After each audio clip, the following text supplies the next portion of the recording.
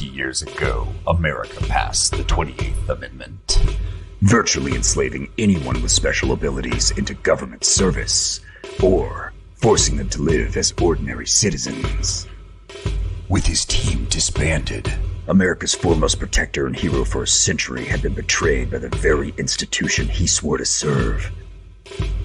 Erased from its history books, his every exploit was covered up.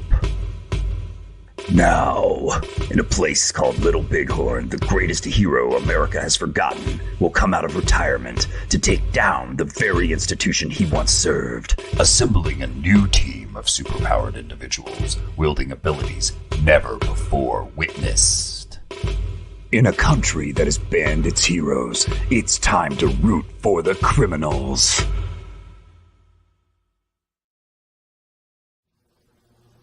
Let's start a new revolution.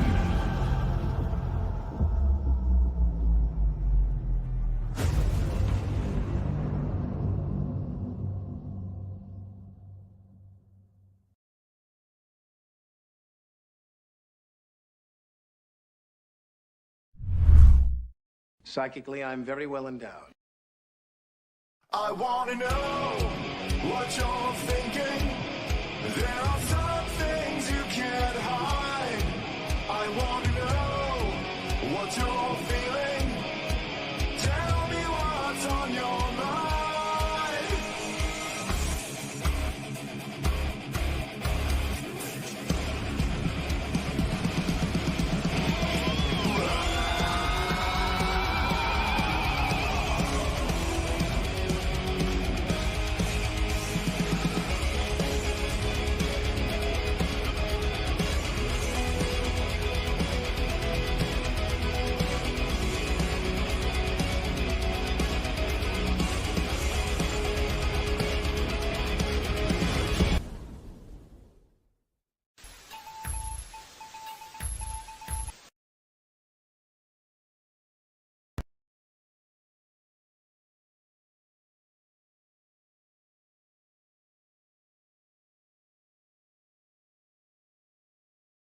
Hey there, this is Cooper from Telepathic Bunny Comics, the white bunny with the red beard. Welcome to the show. All right, this afternoon on What's Next, we're going to talk about courage. All right. Before we go too much further, let me bring on my partner in crime, the mysterious man from Detroit, nay, Arkansas now, Mr. Shadow Punk. Welcome to the show. What's up? Hey, greetings. You got that incredible Arkansas internet, so that's good on you, man. It's actually not too bad. Looks good. Right? Yeah.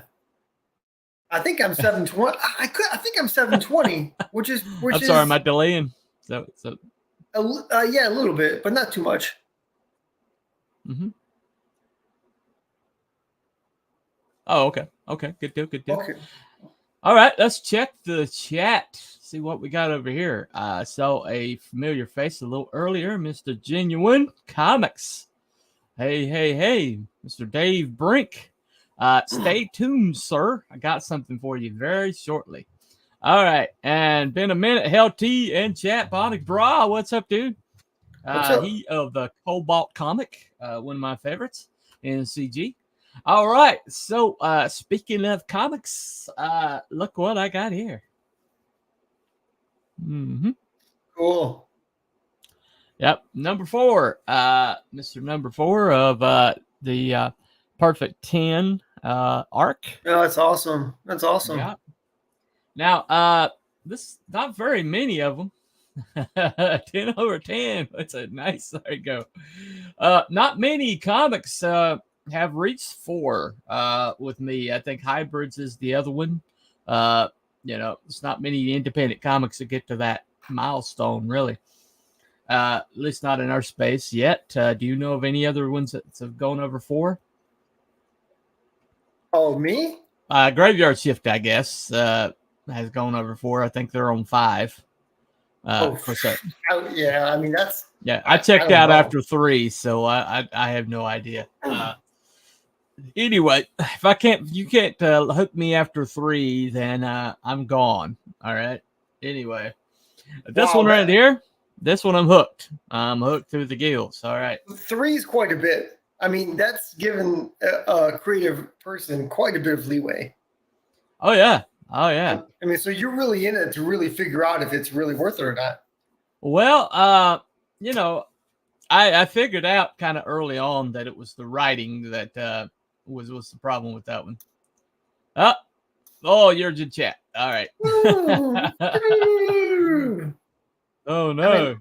The thing is, I saw his icon, and it's really a nice looking icon. You know what it reminds me of? It reminds me of something you would see on a book cover in the 50s.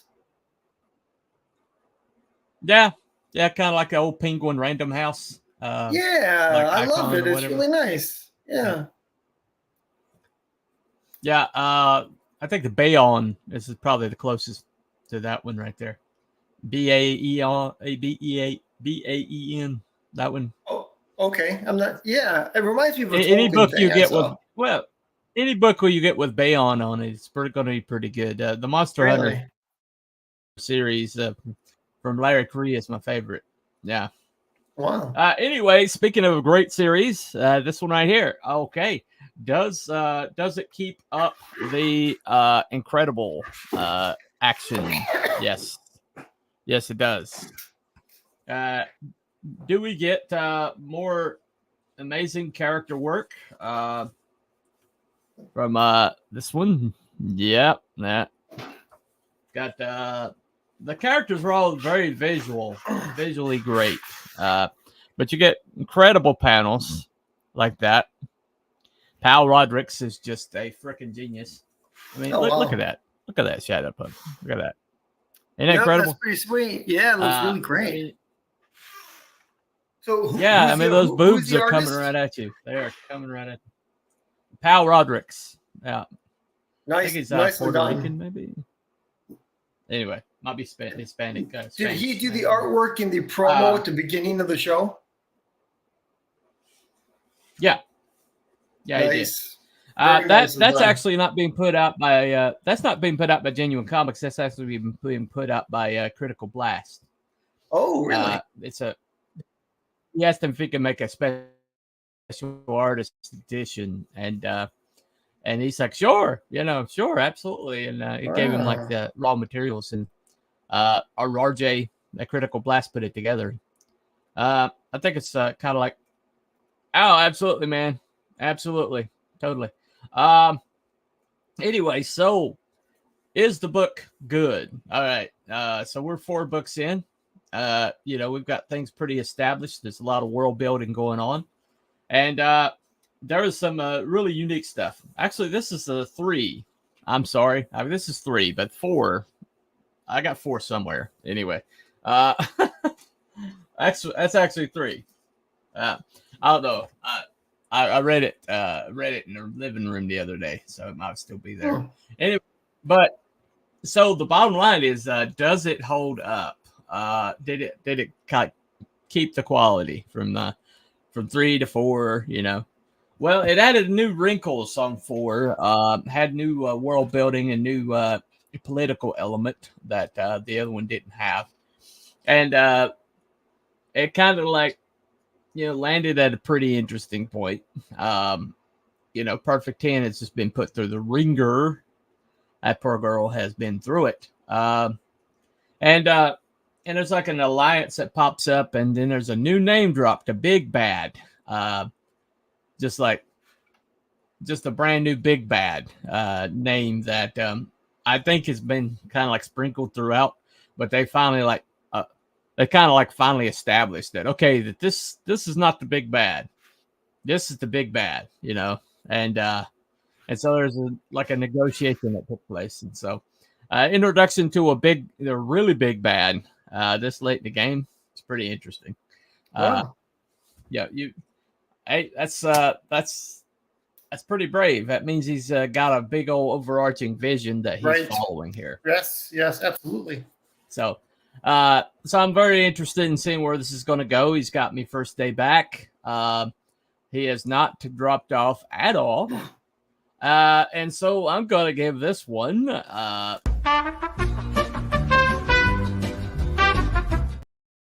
that's nice.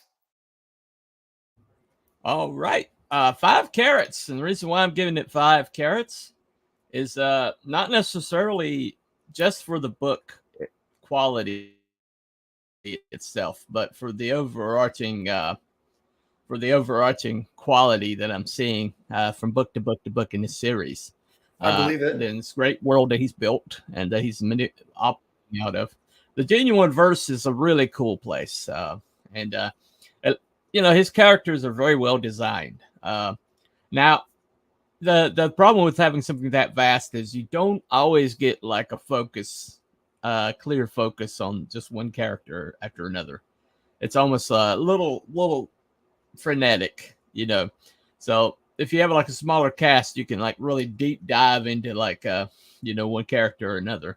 But we really only have like 2 or 3 characters that have any kind of deep dive to them at this point. Most of them would kind of have surface skips, but and so as we go, I'd really like to see more focus, and that's the reason why I didn't make it all the way to a 6. But for a 5, I mean, that's most of my really good books for a 5. Yeah, that's in the upper echelon. Yeah, it's I really would like to see maybe a smaller group focused on a little bit, but it's an embarrassment of riches. There's an embarrassment of riches, and it's it's going to be a great series. Looking, I'm first day backer every time. Anyway, so yeah, whoa, what's up, dude? All right, what's up, Bunny? What's up, Shadowpunk? What's up, Dave? What's up, Frost? Mr. Frost Comics, although it's known as Jared. And Jared's going to come up in the conversation today. Uh-oh. Okay, here we go. All right, so let's dig in. All right, now this is based on a conversation I had the other day with a very popular and famous, even in normie circles, even normie comic circles. This guy's famous, okay? And he happens to be in our group, and he's been around. Oh, don't worry. It won't be bad. I'll be gentle. Anyway. Yeah, I'm just traumatizing. I'm traumatizing. Well, but this gentleman, I respect him, and I still respect him. Okay, this is not me hitting on him or bad mouthing him in any way, shape, or form. Do it. But drop names. The other day, he put out his next campaign, and it was on Indiegogo again. And so I basically said, why, with FMC sitting there, are you still paying 5% with no customer service to speak of, and you've complained about shadow banning and late payouts? So why are you still on Indiegogo? I've decided I'm not going to back this book because I'm not going to back Indiegogo anymore. And And so he said basically, well, I'm not going to switch to fund my comic until I see that it's economically viable. And that his the point that he made is he hasn't seen a 6-figure campaign on it, right? And so I made a comment that he didn't respond to, but the comment was, well, all we get is second chance campaigns from the bigger creators. We don't get a first run book from the big creators. Wouldn't it be interesting to see what would happen if one of you guys would come over and test it out?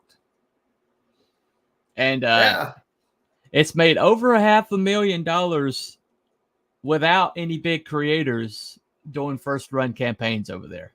Okay, except for maybe Mike Barron. Mike Barron, Bronze Star. That's true. Is over there, and it made quite a bit. You know, it's a incredible book. But no, it's not. It's not anybody who rhymes with Schline's library. Really? No, I thought it was. No, there is a clue. You know, right within, line of sight. All right, I'll just say that much. Okay. Anyway. I got you. But once again, this is not me hating on this guy.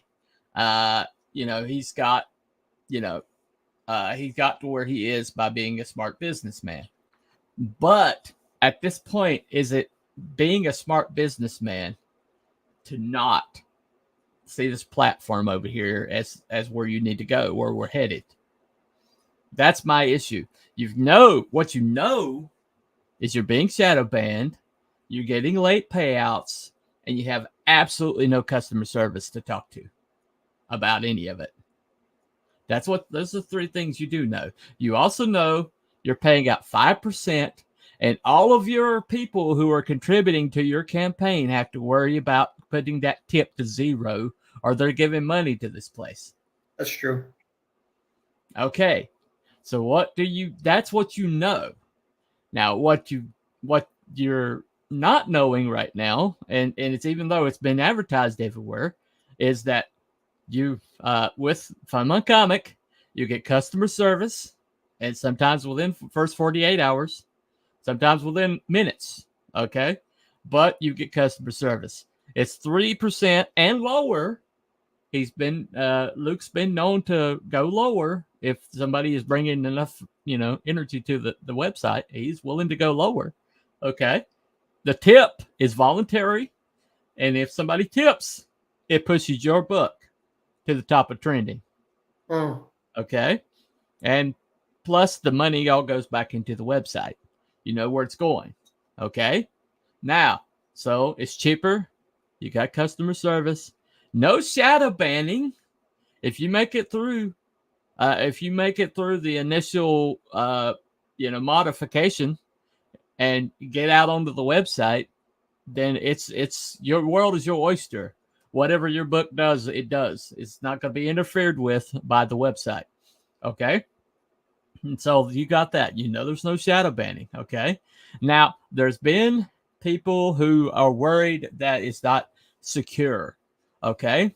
Now, this is very easy to look up. This is not me pulling stuff out of my butt. Okay.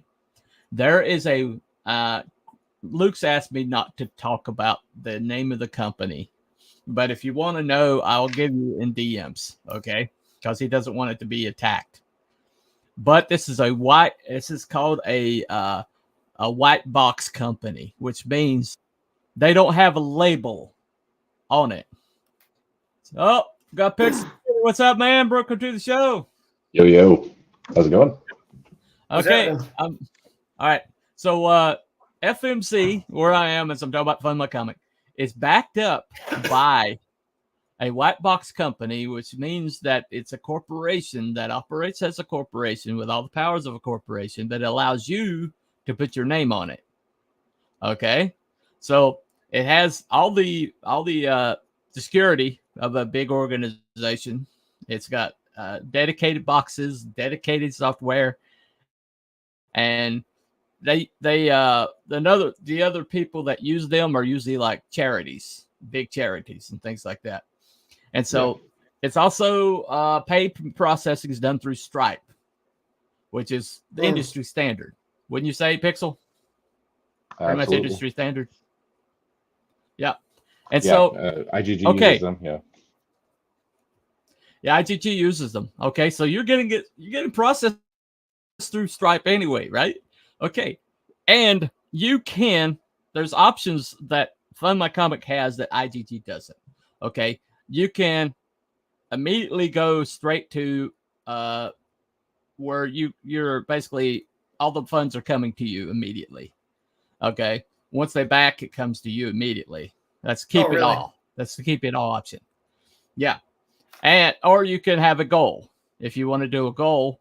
But that goal, if you're not going to meet your goal, you can have it lowered so you can meet it. So you can basically fund the campaign. I did it twice. I mean, and at the same time too, if you're doing your calculations and you're like, okay, we're going to fund, but I underestimated how much I really need for this, you can go back and say, hey, look, I made a mistake. We need to raise the total that we need to earn, and you can change that as well. The other thing too, really quick to touch on the white label thing. Even though it is a company that is white label, there are hundreds of hours of custom programming that's been paid for, thousands of dollars of work that's been done on the back end to make this outside of the white label service that's created. So it's definitely the vision that Luke wanted for the site, but it's far beyond what the base package of what these people provide is. And so a lot of the bug fixes and code base that we've had to work on has actually contributed to their product overall. So it's made it a more stable product. It's pretty cool. Right. Well, you know what? Here's the other thing. Okay. Oh, absolutely. I'm going to just go out there and just say, when people say something like security, we don't know if it's secure. That rings to me as like a bullshit thing to say. Right, because they can't validate it either way when they say it, right? Yeah, it kind of is. I mean, let's be honest here. If somebody wants to get into a website, especially a very well-trained hacker, security analyst type person, they're gonna get in somehow. Eventually. Like the Pentagon or something, right? Yeah. I mean, it always happens. I mean, foreign governments get hacked all the time. It's just it's reality. But the situation here is that these guys have done it for a long time. They've been trusted with it. This isn't somebody running a website off of their own server in their house. This is a hardened service that has been tested and is routinely tested by security teams to ensure that they're in a good state. So patching is done regularly to make sure the servers have the latest code in them, so there's no exploits and stuff that are available to them. And there's always a chance that something could happen, but that's where their insurance and stuff comes in too. So my only thing is, like, people need to understand that when they put in their credit card information or they're doing purchases and stuff online, that information isn't being stored on Fund My Comic. That information is really being stored on Stripe. And Stripe has all of the requirements of a banking organization to protect your data. Now, on Fund My Comic, they have a little token kind of thing that points back to your credit card information so they can identify you. So they can say, okay, this is the card that this person wants to use, but none of that information is actually stored directly on Fund My Comic. And so that's just what people need to understand. And so when people go, oh, it's not secure, I don't want to get my credit card information stolen, it is just as safe as any other store online that is using Stripe for payment processing. You're not storing your credit card information on the site. It's being stored through Stripe, which is a very well-respected and very well-hardened financial institution. Well, there's two things I will point out also to go to FMC. Is number one, you're saving a lot of money just by the percentage that they take, right? It's lower. To me, that's a no-brainer, right? Yeah. And then the other one is that this platform was created by people that are in the community that love comics. So to me, that is like a no-brainer. So there's another factor going on that I don't know about. There's a reason why the person Bunny described is deciding not to do that. And I don't know what that reason really is. Like, is it like a break from the pack type thing? Well, that's the question, isn't it? We got a couple comments over here. Let me get them. Mr. Frost Comics, LOMAO, holy cow, my dudes, I need a 4-digit campaign to be successful. I can't even imagine 5 digits of our fathom, sir. Yeah, exactly. Yeah. And man, this is true of IGG. When I originally backed Mythicals, IGG sneaked like $20 onto my total, and I had to cancel, reback it, make sure I don't give them such an insanely huge tip. Yeah. Yeah. Not only that, the default part has gone up. Here's the dirty part. They Mm-hmm. put that tip on you, but then they submit your financial information, they take the tips and everything else and submit all of that money. So if anybody was giving tips to them, that's all reported as your income for your campaign, even though you didn't receive any of the tip money. Really? Yeah. That's fucking sneaky. Yeah. There's a lot of sneaky stuff they're doing. It's Sweet Baby Inc. Nope, it's not. It's not. No. Wookie Fever, what's up, dude?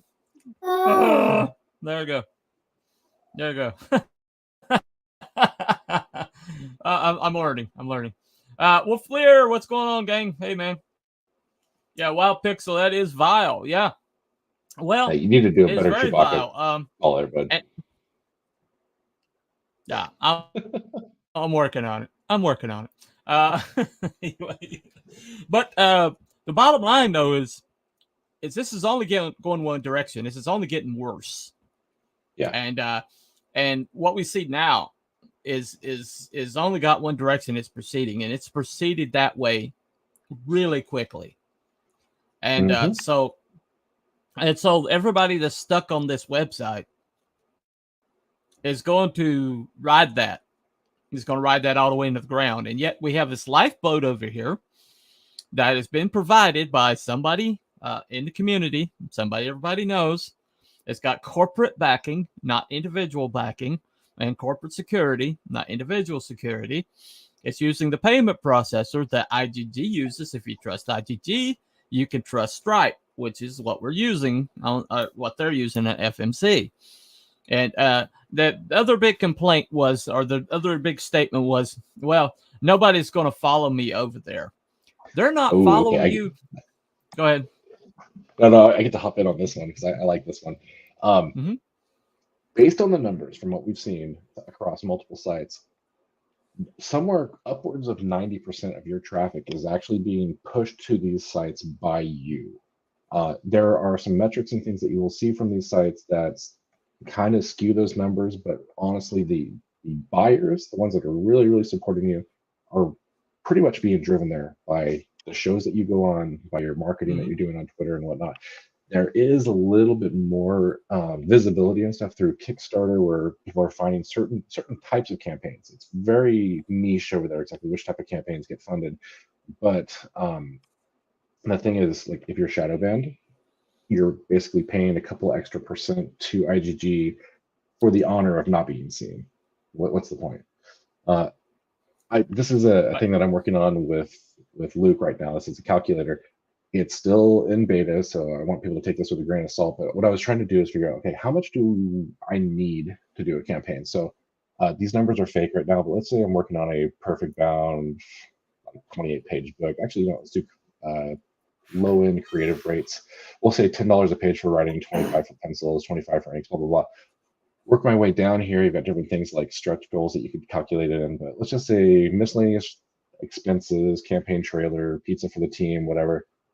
I can come in here and say, okay, here are my expenses. I've got 2.9% Stripe fee, which is pretty much across the board what you're going to pay for Stripe, plus 30 cents per successful transaction. So we'll just call it 3% across the board. You can't escape that. That's pretty much the standard for processing across every site that you go to. Fund My Comic has a 3% fee when you're non-exclusive, but then it has a 2% fee if you go on their platform for 30 days exclusive. So combined, you're looking at 6 and 5%. So FMC exclusive would be 5%, non-exclusive 6%. Kickstarter and Indiegogo are both about 8% each. And so I can go calculate total. When I come in here, it calculates, okay, my subtotal for creative is $3,700. My printing cost can be about $1,000.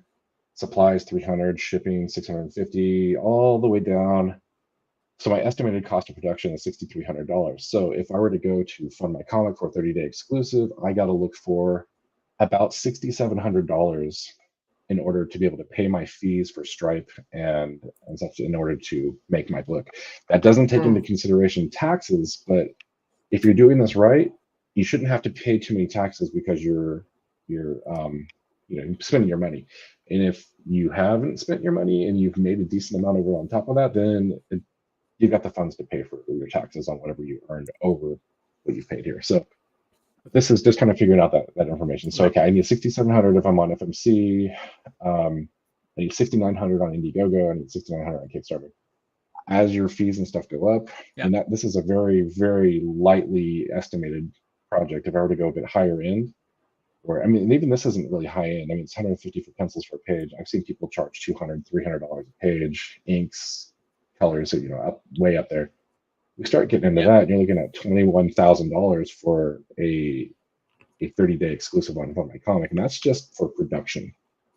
But anyway, I'm kind of skewing our conversation here, but this is like a reality check for people coming in and wanting to make a campaign. You don't know how much you're really going to spend until you start. Or how much you're going to make. Right. You know how much you're going to make. Or how much you're going to make. And you can make quite a bit, or you can make hardly anything. It's really hard to say. So you have to have, at least in your head, when you're setting your goal, you need to understand some people come in here and set a $500 goal, and they don't realize it's going to take them 15 grand to make the book because of the creatives they've selected. 15 grand in 15 months. Yep. Right? Or whatever. Yeah. I mean, but the bottom line, though, is that this is going to be available in Fund My Comic. IGG doesn't have it. Kickstarter doesn't have it. Yeah, it will be eventually. Yeah, well, Fund My Comic also has a shopping cart option, which means that you can you can like pick and choose whatever you want. You don't have to go with the tier system. Because some people are just like, I want a book and I want this sticker and I want this over here, and you can do that and just kind of like pick and choose what you want. And then when you go to I kind of skewed the conversation here. Nobody else has that. Nobody else has that. Go ahead. Yeah, exactly. I kind of skewed the conversation away from what we were talking about there for traffic. The traffic situation. It's important stuff, though. It's good to think it a little bit, especially, you know why, Pixel? Because not everybody is like you, right? Yeah. And I'm an excellent example of that. No, I don't do what you just did. Nobody's like you. Because my brain, artistic brains don't always think in those terms, right? Yeah. We think and it sounds like for someone like you, because you're also artistic, because you're a writer, right? But my point is, artist, yeah. I write a little bit, but mostly art, yeah. Oh, really? I didn't know that. Okay. Yeah, that's okay. I'm a little bit of an odd duck though, because I do both. I've always been interested in the art side of things, and then I got into programming. But I look at programming as just a different type of like creative artistic outlet for me. So like my code always looks really pretty when I code it. Stuff like that. Yeah, it's just a different way that I tap into that creative side. Yeah, so I mean it's one of those things where like, and then when you do a campaign, I've seen campaigns, I go, wow, that is really cool. And it's better than the big campaigns. And that campaign makes it's hardly even funds. Yeah. And you go there's quality is as far as success rate, quality is one factor. But there's other factors, and those are big ones. Yeah. Well, but what I'm talking about, what we're talking about today, we're talking about being courageous. We're talking about people who are stepping out and doing their best to kind of like make impacts. Okay. One guy is being very courageous right now is Mr. Frost Comics right here.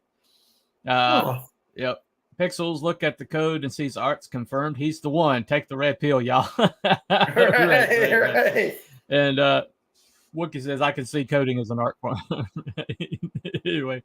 Well, one thing Frost Comics did, everybody's like, they're taking shots at each other with, across the divide, between CG and the July people. And rather than just say, well, do they have a point? Rather than just like throw tweets at each other, Jared's like, okay, anybody want to come on from the July side and defend July? And I'll bring this guy over here who has his problems with the comic on, and we'll have a debate. He's done 2 of these, right? And very even-handed. There was no gotcha moments. It was just like, come on and defend yourself, or defend this comic, which you were vehemently defending. So why do you feel this way? And we'll have this guy on why most people have a problem with it, or a lot of people have a problem with it. Not most people, but a lot of people do. And they had a debate. Now, no bigger channels was going to touch that. Why? Okay. Well, yeah, if you believe in this, then the debate, you're not worried about debate. Okay. And both of those debates, I would suggest you go check them out. It's on Frost Comics channel. Oh, cool. But this is somebody who's small in the community, a smaller creator. That's like, this debate needs to happen. We need to reach across this divide and find out what we have in common, as well as what the problems are. And he's making that statement. He took courage to do that because he could have had the Eric July people, who are basically rabid pit bulls, coming after him in DMs. And he sure enough, he did. And by the way, there are people in CG that are just as rabid, okay? Because people went after Adam Miller. Adam Miller, is a credible artist. Won a lot of these little contests that people had. That's like, he won Shane Davis's he won Mandy Summers's contest. He won the Malin contest. This guy's an incredible artist. Decided to make this card basically like trading card set of characters that you may not even know of because they're independent comics. Okay, I'm one of them. I'll announce that I'm one of them. Yeah. He just chose, of them as well. Yep, he's one of them too. But he just chose these characters that they're not like bankable. Okay, they're not like big names, but he chose it because he loves the independent comic and wants to draw attention to these characters. And he just happened to call it Iron Age icons because, as far as he knows, Iron Age is like an encompassing term for this whole entire segment. Okay. And so that's why he named it. But now suddenly there's a virulent part of what we used to call CG that has decided that Iron Age stands for Eric July somehow, which is dumbass. Okay. Eric July is like Eric July. Okay. Iron Age is just the encompassing group of people who believe this stuff. Okay. And what are we doing? We're trying to throw away this whole entire new group of people that have just flooded into the space lately. For why? Yeah, for one person's ego. Not great. It's the same too. Everybody that says, EVS is CG. Granted, EVS does have the Comicscape trademark, which is a little bit of a different situation there. But for the most part, that the argument on the other side is lame. I haven't really seen anybody go directly after Adam, but he definitely has felt, from what his comments were online, that he built up this project, had that name, and that name has started to be kind of dragged through the mud. I think he's going to do fine. I think all of the creators that he's provided work for, that supported over the last few months while he's been building this thing up, I think he's going to get a lot of support that way. And I think the bigger people are going to pick it up and hold him up, and hopefully won't hold the name. But one would hope. I don't think the name's going to be that issue. Yeah. I plan on doing as much as I can. One would hope to promote him. Yeah. Oh, I am. I'm going to push him all the way to the wall. But and he's but the thing about it is, he's launching on FMC. But this is one guy who took a chance. He had courage. He stepped out. He did something. He could have gone the easy way and just done like who the 6-figure campaign guys. Okay, let's just do 6-figure campaign guys, which he's got in there. He's got a bunch of those in there. Okay. But he also went with people who don't even have their first book funded yet because he likes the characters. Okay. Which, like me, but the thing about it is that somebody showing courage as somebody that's thinking long view, thinking about the community, where we're headed, about what's next rather than what's now. And on my comic is what's next. It's not what's now. Okay. Right. Now, granted, you see this big number, but is that where it's trending? No.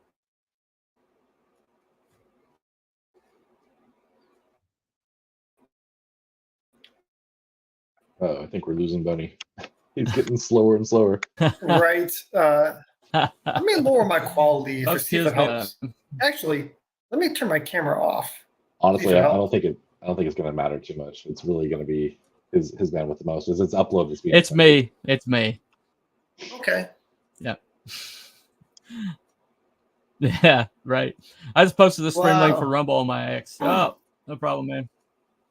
There you go. Yeah. Now, another. Now, over the weekend, me and my friend Wiki Fever right there in the chat decided to start a Rumble-based show, and it's going to be exclusively to Rumble. You know, the Wookie and Bunny show. That's what it's going to be called. It's going to be It's going to be Saturday nights, but it's going to be exclusively to Rumble. Okay, why? Because YouTube is suppressing smaller creators and suppressing bigger creators, and it's gotten to where you can't share anything because it immediately gets attached by. I mean, we had our stream taken down 3 times. Okay. Just for showing like stand-up clips, okay, from live performances, okay, which used to be okay on YouTube. Less than 3 minutes used to be okay. According to terms of service, it's still okay to do under as long as the clip's under 3 minutes. And transformative, which we were talking over them, and so that should have been okay. But they took our stream down 3 times and we finally stopped showing clips, okay, and the thing about it is later on, we didn't have copyright strikes. Yeah. Let that sink in. Okay. The platform is killing itself.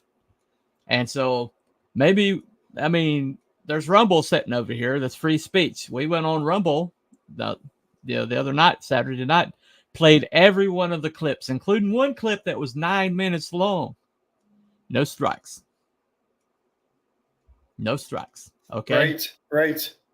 And so you got this over here, like FMC. You got Rumble over here. Now, I don't know how much longer it's going to be like free speech. I don't know how much longer till, venture capitalists, tear it to pieces. But it's sitting over there right now. The technology is not that far behind YouTube. It looks good and it's pretty functional. I was impressed the other night with the functionality. It's definitely improved greatly, and it's only going to get better as more people get on it. But we also, used to be it was just political talking heads over there, but there's a lot more stuff on there now. Ton of different stuff. A lot of different stuff. Steven Crowder basically he's still on YouTube, but every time they start suppressing him, he dumps it over to Rumble exclusively, and it just has this is live over Rumble, and it just plays this lobby music, over it, and then he comes back as soon as they stop messing with the stream, and so he does that. But basically, if you go to Rumble, you'll be able to watch the whole show. How much longer are we going to be on? I mean, the super chats. Do you know how much of super chat money actually makes it to the creator? Not as much as you think. And website memberships, people have stopped doing those because YouTube's taking most of that money. And basically right now, algorithmically, unless I talk about the stuff they want me to talk about, nobody's going to see this secondary. Which is why there's so many people that are getting huge on watching the trending tab and commenting on what's on the trending tab. If you're willing to do that, more power to you. But the thing about it is you're basically doing their bidding. And so, are you comfortable with doing their bidding? I mean, the very people you're complaining about, even if you're complaining about them, are putting ads on your streams. And so they got you on the front end with the trending tab. They're forcing you to talk about them. And then they got you when they put ad stuff on your stuff and unskippable ads on your stuff. I've seen more ads. I've seen more Disney ads watching anti-Disney stuff in the last 5 months than I ever have. I mean, the Echo show, nobody watched that thing, but everybody talked about it. Everybody talked about it. Okay. I can give you the whole entire plot from beginning to end because I was still watching the shows at that point. And everybody, like, through the minutia, I can tell you what happened in that stupid show. And I never watched it. And it's like, but I saw commercials for it. I've still seen commercials for it on my stuff, even though I'm not watching these guys anymore. Because the algorithm says, hey, he likes this he looked at this content. Boom. Now I got Disney stuff, ads all in my stuff, which, yeah. But that's the way it's going, man. But who's going to have the courage? Who has a big show that's going to have the courage to go over Rumble and do it Rumble exclusive? Who's going to have the courage to do that? They like the super chats too much. And I don't know if Rumble does their monetization. Super chats on Rumble? What's that?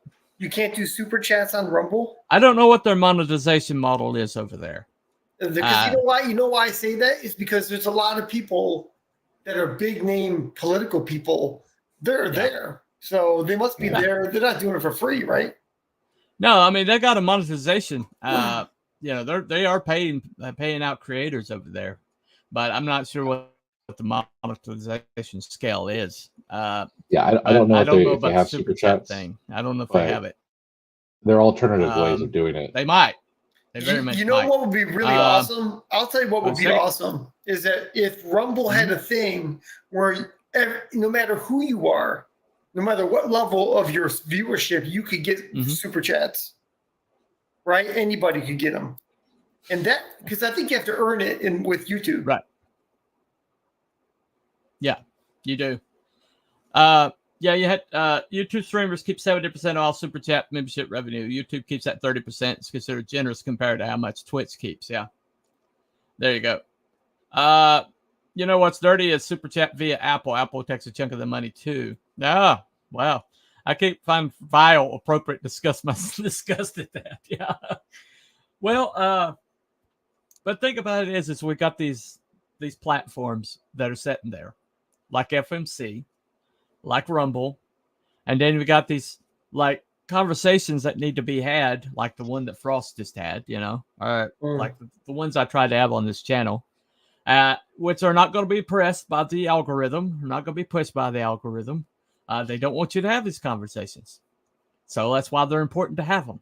Okay, and right now, if I wanted to, I did a just to test it, I did a short talking about Madam Web. But basically, the short was just basically me saying, I don't have an opinion on Madam Web. Okay? That short was trending the better part of 2 days. Oh, wow. Yeah, shorts are doing fantastic. And what I've seen from that is anybody that really wants to grow their channel immediately needs to get on the short game and knock out a bunch of shorts. The thing about it is, though, yeah, is I never really had anything trending on shorts. That was the first short I ever had trending. That's good to know. I made a bunch of them. There's a couple tricks to it. One of the things is you want to make your shorts. You also want to go into the settings for your short and not have it notify your current audience. You want it to be broadcast out to as many people that you don't know or haven't actually seen yet. Part of the problem is because of the engagement of it. If you have a bunch of people that follow you but are no longer on YouTube or doing something else and that their accounts are just dormant, it's considered non-engagement from people that have subscribed to you. So it can actually hurt your placement of those shorts. So you uncheck that, gets it out in front of people, and you have a better chance of trending with new people.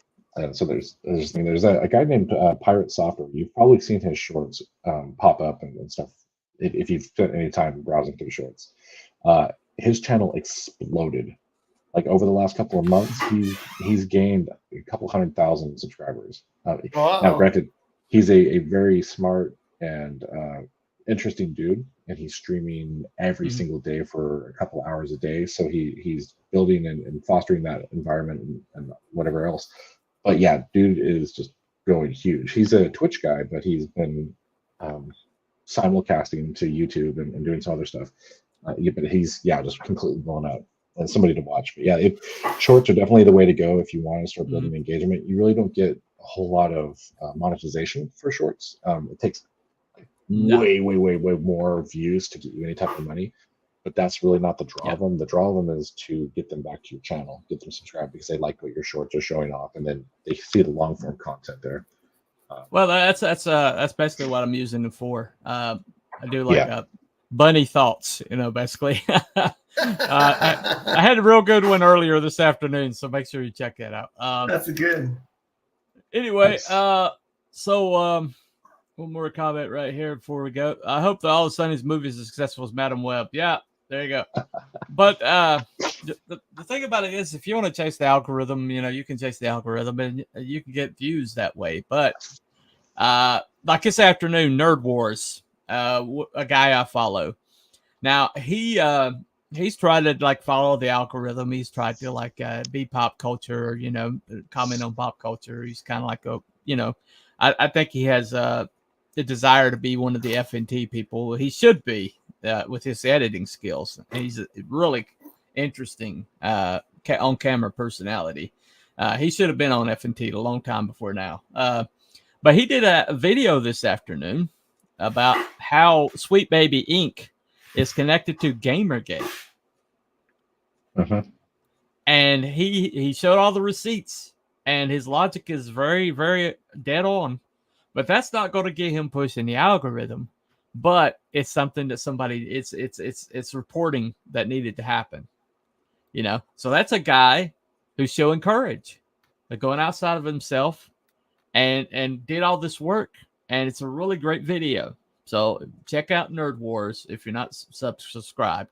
Clownfish TV are other people that don't always chase their algorithm, but they basically they break news all the time.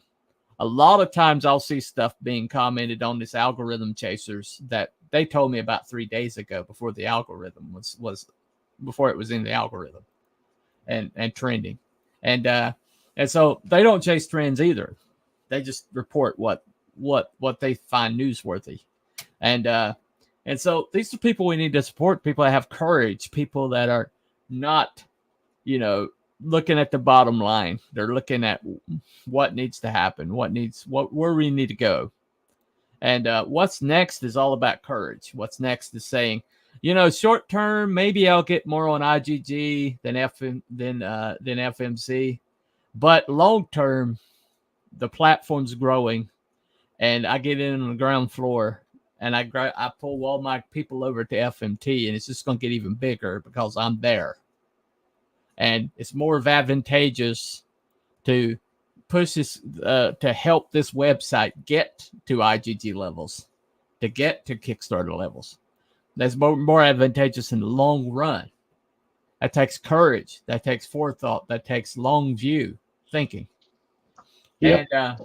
Long view, definitely. Kickstarter did not see any type of success really for, I believe it was almost the first 10 years. It was quite a while before they actually started making money. Right. And a lot of people forget where these things start now. That site is funded by a lot of different types of projects. This is Fund My Comic is comics. That's what it is. It's there for that. It's not going to be overshadowed by some computer project or some artsy fartsy art show. I mean, maybe we might do an art show type of, but most of it's related to comics. Well, the Fundiverse is starting, and Fundiverse is going to have stuff on there like that. We are just 1 year in on but My the Comic, thing about it has already blown through the expectations that they had for the site within the first less than 6 months of being live. That's cool. Oh yeah. Yeah. Yeah. So they're doing great. And they didn't have venture capital. They didn't have venture capital that started it. Kickstarter and IGG had venture capital. And Luke literally took money what you're looking at out of his severance and prayed upon it and said, okay, is this the right thing for my life right now? And put his faith in this project, not just for himself, but for other creators. And so when I look at that and I go, this dude is doing anything he can to help others. If you can't get behind that, what the hell can you get behind? Yep. Well, you know what's also funny about the whole thing? Anyway, is that here's the other thing, is that for a long time you would hear these big creators complain about shadow banning, right? Oh yeah. Whether it was that guy who did Von, what's his name? He did that book where they Von Rise Again, yeah. Mm-hmm. And so you're like, okay, here it is. Here's the answer to the thing you've been complaining about. It's almost like you complained about Disney, and now you have an option without Disney, and now you're not doing it, right?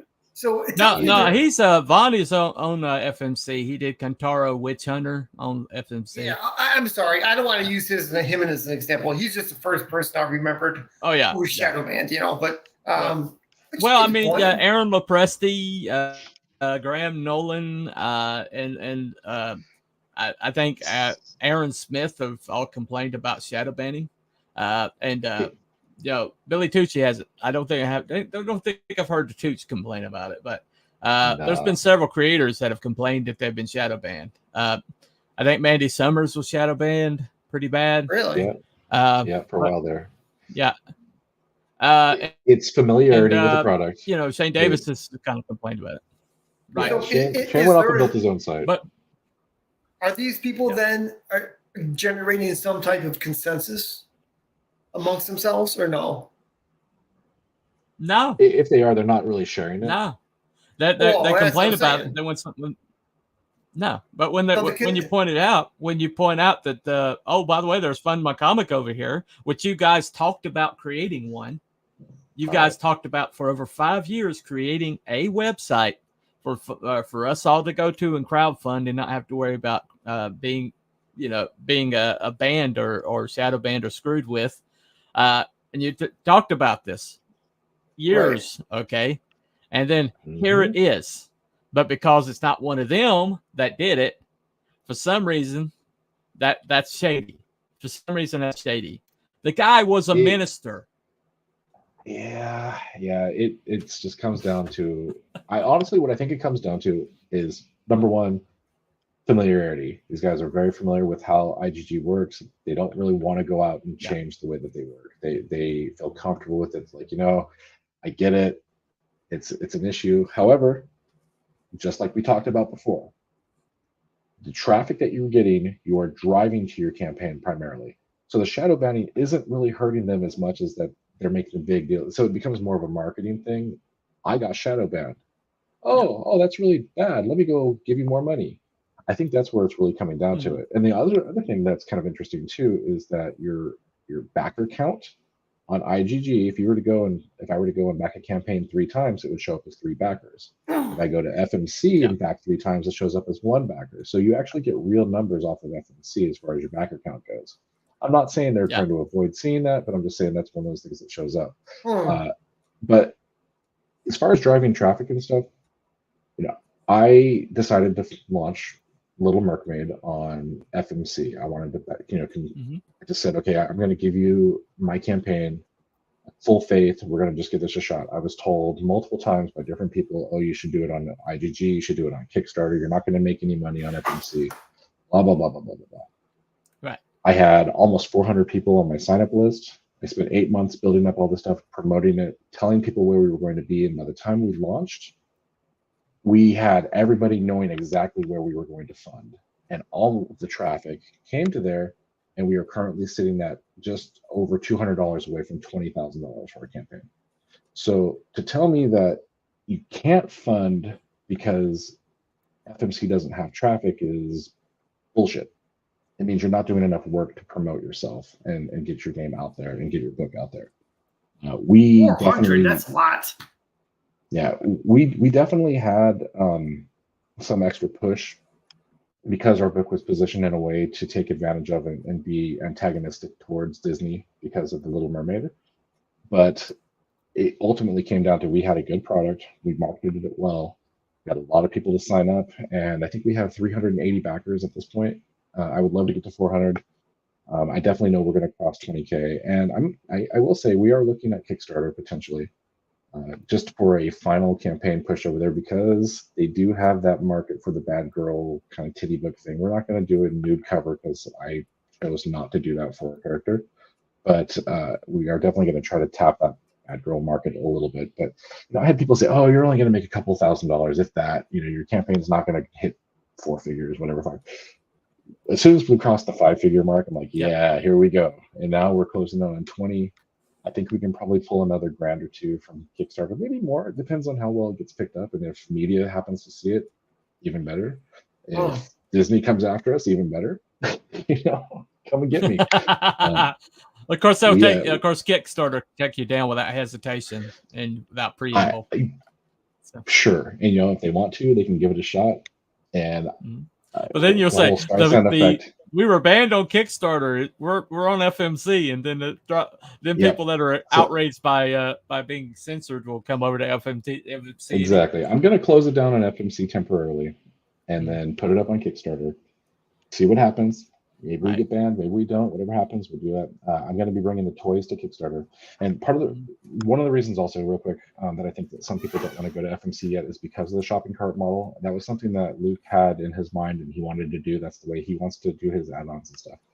I find that to be kind of a cumbersome add-on experience. I don't like it as much. I like the way that IGG and Kickstarter handle add-ons better. But that's a personal choice myself. And if you build bundles, do things like that, it would probably make things easier. It's not that big of a deal. I just don't want to deal with coupon codes and all kinds of various stuff there. I'd rather just do an add-on if somebody purchases something and do that. So we've got toys that we're going to sell. We've got a few other things that we're going to do and try to just pump up a little extra on. I think we might do a new cover as well on Kickstarter. And that's basically it. I'm going to go for it and see what happens. All right. Awesome. Let me get a few last comments in here. Clownfish is a great channel. Yes, it is. If you guys want the information before it hits the algorithm and everybody talks about it, go to Clownfish TV. All right. Geeky Sparkles and Neon are on top of their things. They had they called the bait and switch for He-Man Revolutions. Almost a half a year before it happened, and got attacked by Kevin Smith. Okay, of course, but they leaked it. They leaked that bait and switch months and months and months before it happened, and so when it happened, we already knew it was coming.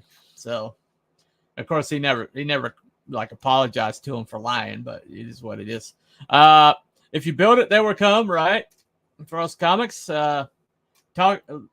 talking about stuff is easy, okay, and people can super chat. It's a great idea. Doing stuff is hard. Hard work isn't really fun, okay? No, it's not.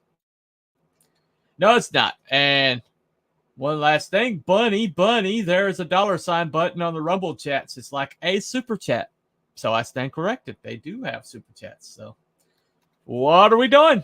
Well, we still on YouTube getting banned and having people, or having our streams taken down for arbitrary reasons because some AI detected the word that we used. Why are we still here? If you're consuming, you're not creating. I don't have time to sit on channel drama dreams, beating the beast. I'd rather be here lettering in my book and getting good stuff to people's hands. Right? Absolutely. So what we're saying is what's next is going to take courage. Do you have courage? You big guys, I'm calling you out. All right. You built your empires. You're getting all these big campaigns one after another. What is preventing you from doing one of those big campaigns on a website created by us for us? What are you doing on this corporate website that doesn't care about you? You can't get customer service and is gouging your people with these tips. What are you doing over there? time after time. You know, when you're driving your traffic anyway, you might as well drive it to a website that's worth it, that doesn't hate your guts, that's not trying to suppress you. You know, think about it. Okay. You guys are smart. You guys have built an empire. You guys, you know, have built businesses. You're smart people. This economically in the short term might be a little iffy to you, but in the long term, this is the best move, and you know it. Get over there. Here's the thing. Somebody like EVS or John Malin, who have made, well, John has made 6 figures on his campaigns. He's never crossed 1 million, but he has had really good success. Eric July has made multiple million. They don't need Fund My Comic. No. They have the ability to fund their own website, which even a couple other creators have done, and they can remove that 2 to 3%. In some cases, you know, they may be able to get that fee lowered if they want to negotiate it, especially for a really large campaign. But ultimately, if they build their own website, they're still using Stripe or something very similar to it, but they might be able to eat out the middleman fee. But then they have to worry about handling the security and doing all the other stuff and the headaches that they may not want to deal with on their own. Yeah. So it becomes which do you want to do more? And if you just want to create and you want to keep the most money, you can go to FMC and they'll do it for you. And that's the big draw. But yes, you could keep more of your money if you build a website yourself and manage it and do things. It's still going to require some upfront investment to be sure that you're secure, that you have the right people in the right place. I mean, hell, you could even go to the same people at FMC hired and build your own single site crowdfunding thing if you really wanted to. I'm not saying you don't have to, but it's already here for you. It's ready to go. FMC does have a plugin available. Yeah, FMC does have a plugin available also. Yeah, the little widget you can throw up on your website. Handle your back end. Yeah. There's a lot of things that are. Yeah, check that too. FMC's got a lot of stuff, guys. It does. It has some really cool stuff, and it's a cool experience. And I'm very happy with the way that things have gone over the past year for our campaign. Yeah. Right now, we probably are looking at the summer for fulfillment, depending on how quickly Eric can knock out some pages. He's finishing up the last page for a book he's working on right now. So, you know, we want to launch something else already. We're already talking about it. And so once we get through this, we're probably looking at the next follow-up campaign fairly quickly. We'll see. Cool. It kind of depends on the way the market looks, though. But it'll be at FMC first.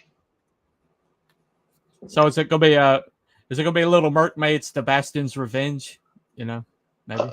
We're talking about an origin book for Sebastian with the plushie. Yeah. Awesome. The little stuffed animals. Yeah, it's gonna be awesome. And then I've got the 3D model. We may turn into a resin toy. Cool. Yeah. Okay. Yeah, I've got the prototype here. After we go out there, I can. Mr. 3D modeler, you know. All right. So thank you guys for coming on to the stream and helping me out in the panel. Thank you to the Fluffiest Chat and all of YouTube. Get spread it and like and subscribe and do all the things that you need to do.